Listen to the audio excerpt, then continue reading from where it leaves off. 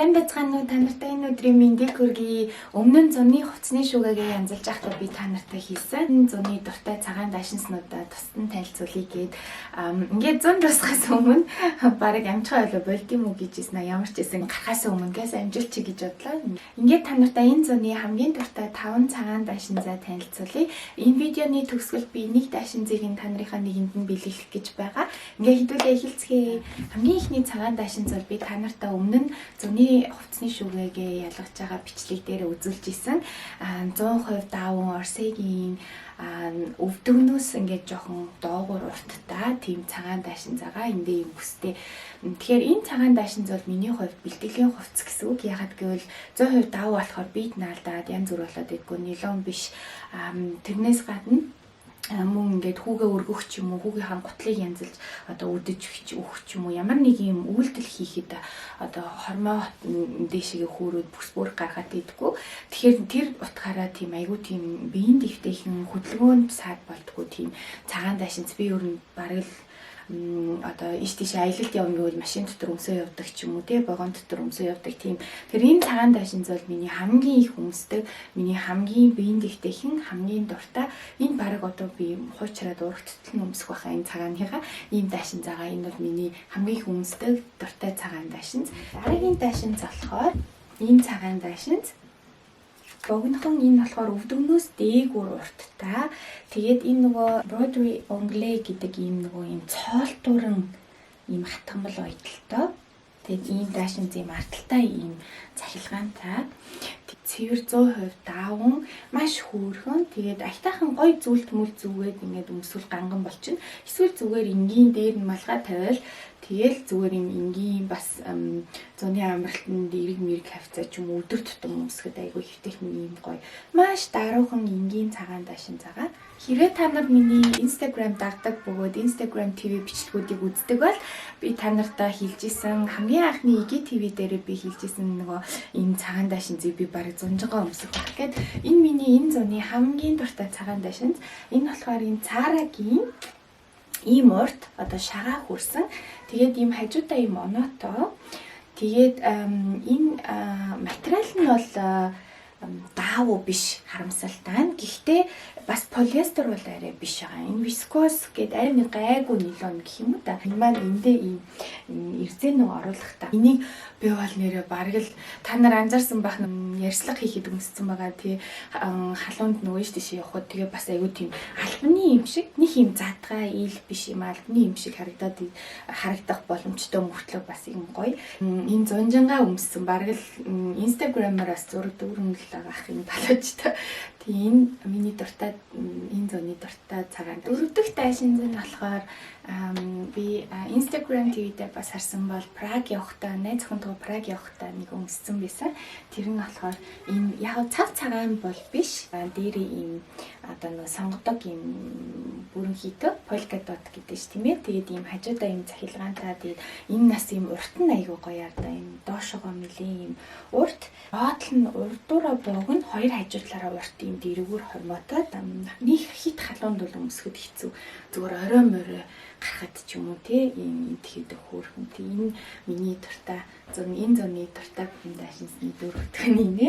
Тэгээ энэ Zara-гийн цэвэр бас энэ Broderie Anglais гэдэг нөгөө цоолтуртай ийм зөвхөн дээгүүр өмсдөг ийм цамц. Тэгээ би доор нь нөгөө хослуулад энэ юу бүхтэй хослуулад тэгээд энэ цамцыг ингэж дээр нь дашинз болгож өмсөв. Тэг дээр нь гоё өнгийн бүс бүсэлдэг ч юм уу тэгж өмсч болдог. 36. Гэхдээ айгүй тийм байруу нарийнхан бэлхүүстэй болохоор тэгээд энэ дашинзыг би хүүхд гарахаас өмнө би 2 удаа өмсөжсэн байгаа. Тэгэхээр энэ барыг цоо шинээрээ шахуу дашинз. Тэгээд энэ дашинзыг би та нарынхаа нэгэнд нь бэлээлье гэж бодож байна. Тэгэхээр энэ цагаан дашинзны нэг гоё юм нь энийг маш олон янзаар одоо чимэглэж өөр янзаар өмсөж болдог. За би та нартай нэг хэдхэн би одоо энэ дашинзыг яаж өмсөх байсан бэ гэсэн хэдэн аргыг харуулъя. Би нэг бантгийн дуртай штэ тий. Тэгэхээр энэ бантгийг энд ингээд хардаа.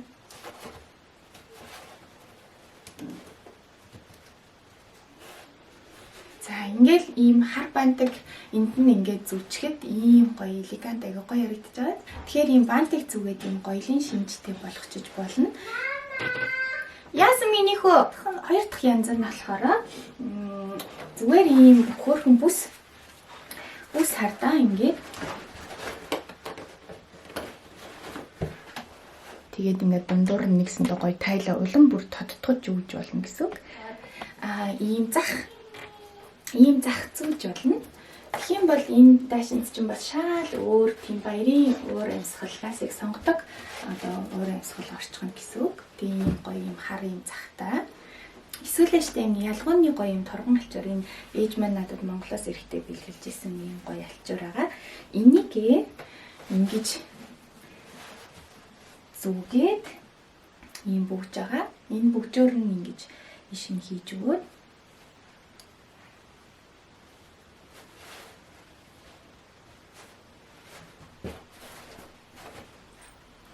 ингээд бас хийчих юм бол юм цагаан дээр ийм гоё торгон юм алчуур ийм гоё харагдана да. Бас юм нарийнхан юм урт торгон алчуур гэдэг штэ тий.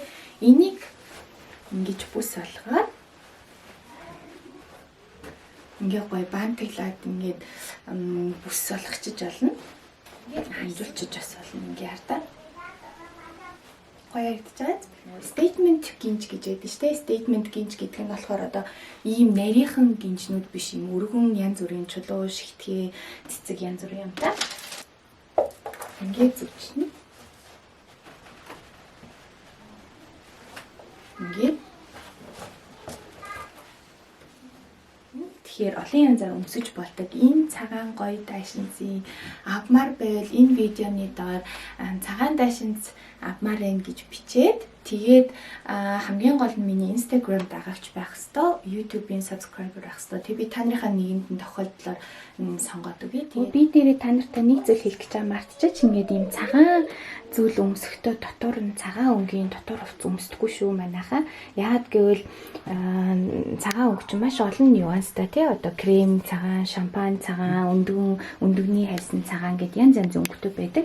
Тэгэхээр цагаан дайшинсны дотор чи цагаан өнгийн дотор өмд левчиг өмсчих юм бол цаанаас нь муухай нэвтрээд харагдаад байдаг. Тэгэхээр ийм хардаа беж өнгийн одоо ийм биений өнгөтэй ийм юм өмсдөг шүү. За ийм биений өнгөтэй иймэрхүү юм өмсдөг. Ийм биений өнгөтэй нюд өнгөтэй юм өмсдөг шүү. За тэгэхгүй бол нөгөө дотроос нь айгүй муухай цагаан юм харагдаад идэг. Ер нь бол болдгоо. Тэгээд ах мэддэггүйсэн цагаан юмны дотор цагаан дотор уцамсууд тэгээд зурган дээр ингээ бүр ингээ яг дотор өмднийх нь хэвэн хүртэл бүр ингээ анзаарагдаад тийм болохоор би та нартай дахиж хэлж байгаа цагаан өнгийн юм өмсвөл дотор нь заавал ийм биений өнгөтэй нюд өнгөтэй левчиг нюд өнгөтэй дотор хувц өмсөж байгаараа өөр өнгийн юм 100 бол ер нь ийм нюд өнгийн юмнууд өмсөж явахад өөр юм бол хэрэггүй шүү. Ингээ дараагийн бичгээр хүртэл түр баяртай.